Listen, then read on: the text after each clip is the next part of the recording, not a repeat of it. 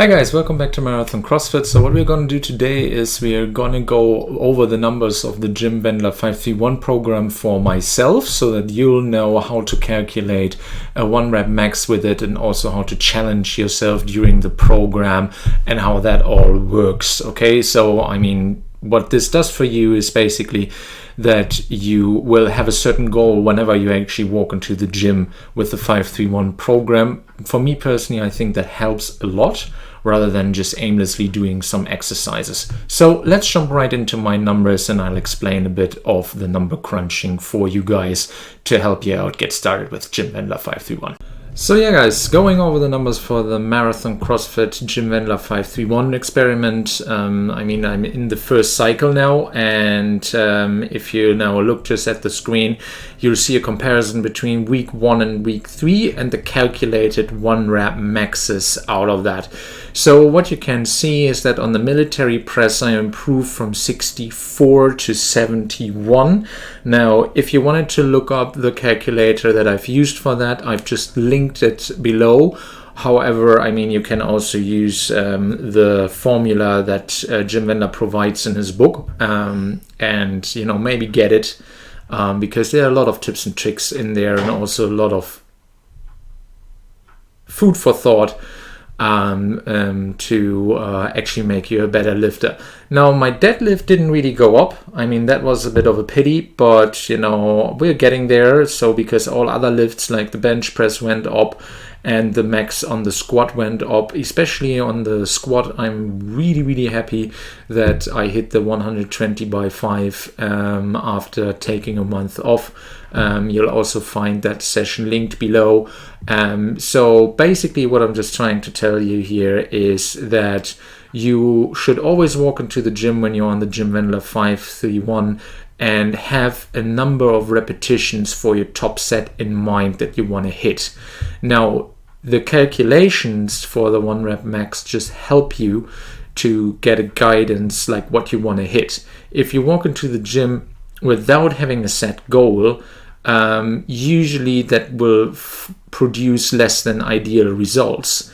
So sit down before you go, calculate what you did the week before, just like I did. Do a week-to-week comparison like you see it here on screen, and actually monitor if you're improving. So with this result, overall I'm improving, and also if the deadlift remains to stall, I can also make an informed decision on actually putting in more accessory work to improve on my deadlift. So this will also, if you keep track of your performance like this, make it easier for you to pick the accessory work that you actually need, rather than just randomly picking something that actually doesn't contribute to your weaknesses whatsoever.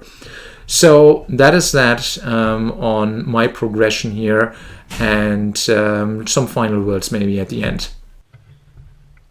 So this was some number crunching on the Jim Wendler 531 for you guys to help you out with, how to get actually a bit of guidance and a bit of good good progression in there.